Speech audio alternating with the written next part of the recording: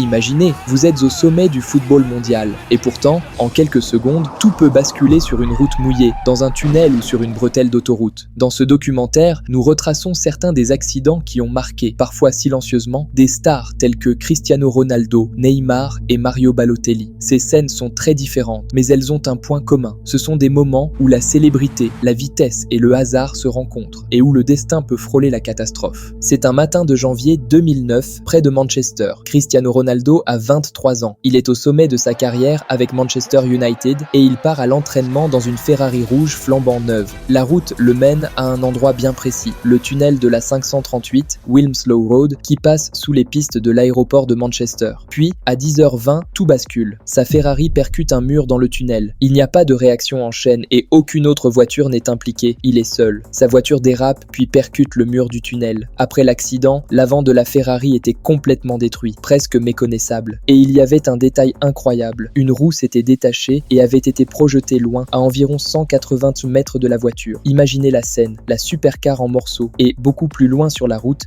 toute seule, comme si elle avait été projetée. Au milieu de tout cela, Ronaldo est sorti de la voiture. Il était debout, vivant. Il avait l'air choqué, mais il était capable de se tenir debout tout seul. La Ferrari avait percuté le mur. La roue avant gauche avait été arrachée, et malgré cela, il avait réussi à sortir tout seul. Il a été soumis à un alcotest sur place. Le résultat était négatif. L'enquête se poursuit, mais à ce stade, le plus important est clair. Il n'est pas gravement blessé. Et ce contraste entre la voiture détruite et lui qui s'en va est presque cinématographique. Quelques minutes plus tard, comme si l'accident n'avait été qu'un simple accrochage, il s'est rendu à l'entraînement comme prévu. Manchester United a confirmé qu'il allait bien et qu'il s'entraînait normalement. Et détail assez révélateur, son coéquipier, le gardien Edwin van der Sar, qui conduisait juste derrière lui, l'a pris en voiture et l'a conduit au centre d'entraînement. Nous sommes le dimanche matin 27 novembre 2016. À Barcelone, il a beaucoup plu pendant la nuit. La ville se réveille encore lentement, les routes sont brillantes et, avec l'eau, même la plus petite bretelle d'autoroute peut devenir dangereuse. De son côté, Neymar n'est pas d'humeur à poser pour les photos. Il se contente de suivre sa routine habituelle avant un match. Ce soir-là, le Barça doit affronter la Real Sociedad à Saint-Sébastien, au stade Anoeta. Neymar conduit sa Ferrari 458 Spider jusqu'à la Ciutat Esportiva à San Joan d'Espí, où l'équipe se retrouve avant de partir. Sur l'autoroute, il s'approche d'une sortie près de Sant Feliu, dans le Bex-Llobregat. Et là, vous pouvez imaginer la scène, la bretelle se rétrécit, la route est mouillée, la voiture est très basse et réagit au moindre mouvement. Et à ce moment-là, Neymar perd le contrôle. Et ce qui est effrayant, c'est qu'il n'est pas nécessaire qu'il y ait un énorme accident pour que cela soit terrifiant. Quand une voiture commence à déraper, il y a d'abord un silence étrange, puis tout revient d'un coup avec le bruit. Sa Ferrari se retrouve dans une position effrayante sur le côté, complètement à contresens. La carrosserie n'est pas détruite, mais elle est gravement endommagée. On parle de dommages sur le côté gauche. Le genre de marque qui vous fait dire « Ok,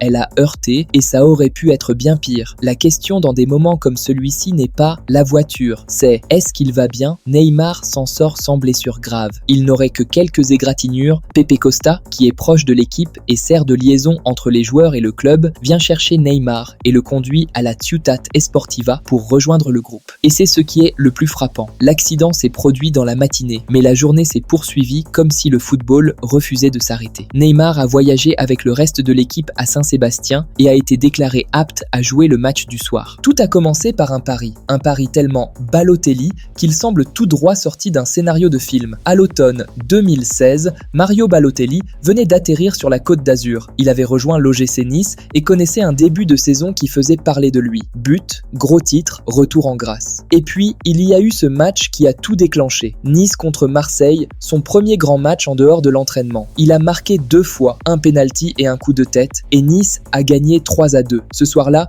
il a non seulement relancé sa saison, mais aussi sa légende. Mais dans l'ombre de ce match, il y avait une promesse. Son agent, Mino Raiola, a raconté plus tard qu'un jour, Balotelli lui avait demandé de lui prêter sa Bentley. Raiola, amusé, lui avait répondu « D'accord, mais d'abord, marque 2 buts contre Marseille ». Sauf que Balotelli l'a fait. Et c'est là que l'histoire passe du football à la comédie, puis à un petit frisson. Un peu plus tard, Raiola est retourné à sa vie tranquille et, franchement, il avait déjà oublié son propre pari. Puis, soudain, sa femme l'a appelé « Mario est au téléphone ». Il a pris l'appel et a immédiatement entendu cette voix très calme mais autoritaire qui ne disait pas « s'il te plaît », mais plutôt « c'est normal ». « Mino, les clés ?» Raiola demande « les clés de quoi ?» Et puis vous comprenez, les clés de la Bentley. Parce que dans l'esprit de Balotelli, un pari n'est pas une blague, c'est un contrat. Il Il a marqué 2 buts, il a fait 2 buts, donc il vient récupérer ce qui lui est dû, rien de plus. Finalement, Raiola abandonne et Balotelli part avec la Bentley. Le reste de l'histoire se déroule à Monaco, près de Nice. C'est un endroit super chic, super calme, un peu luxe et yachts. Balotelli est là avec la Bentley, mais il n'y a pas beaucoup de place pour manœuvrer. Il recule et heurte un poteau.